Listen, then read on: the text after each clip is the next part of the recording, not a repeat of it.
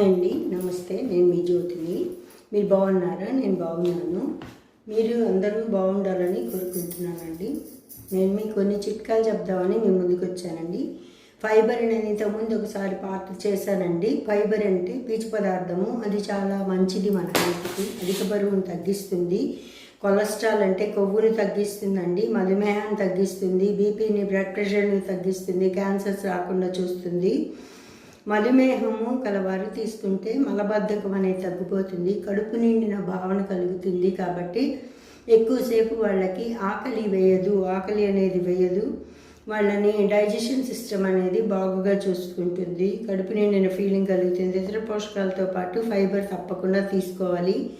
మన ఇమ్యూనిటీని కూడా పెంచుతుందండి. మనలో ఉండే రోగ నిరోధక శక్తిని, అంటే వైట్ బ్లడ్ సెల్స్ ఉంటాయి కదండి, వాటిని ఇంప్రూవ్ చేస్తుంది. అందుకని మనము ఫైబర్ అనేది తీసుకుంటే చాలా మంచిదండి. ఫైబర్ వల్ల చాలా ఉపయోగాలు ఉన్నాయి. ఫైబర్ అనేది పండ్లల్లో అనేది స్ట్రాబెర్రీలో ఉంటుంది, అవకాడో అనే ఫ్రూట్లో కూడా ఉంటుందండి. అవకాడో ఫ్రూట్ ఉంటుంది, జామ్ ఉంటుంది, మళ్ళీ జామకాయలో కూడా ఉంటుంది, యాపిల్లో ఉంటుంది, వీటన్నిటిలో కూడా ఉంటుంది, కందిపప్పులో ఉంటుంది. ఇంతకుముందు చెప్పాను. పల్సెస్లో కూడా మనకి ఫైబర్ అనేది లభిస్తుంది. ఆకుకూరల్లో లభిస్తుంది. ఆకుపచ్చని ఆకుకూరలు, ఫ్రూట్స్ తీసుకోవాలండి.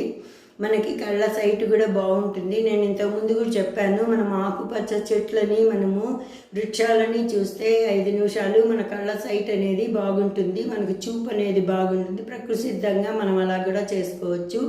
ఐసైట్ని అలా కూడా పెంచుకోవచ్చండి.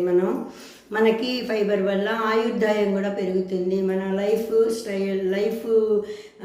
టైం అనేది ఎక్స్టెండ్ అవుతుంది అన్నమాట. అంటే మనకి లైఫ్ అనేది పెరుగుతుంది. మనము ఇంతకుముందు చెప్పానండి నేను మీకు, నీళ్ళు అనేవి తాగాలండి. నీళ్ళు అనేది మన బాడీకి చాలా అవసరం అవుతాయి.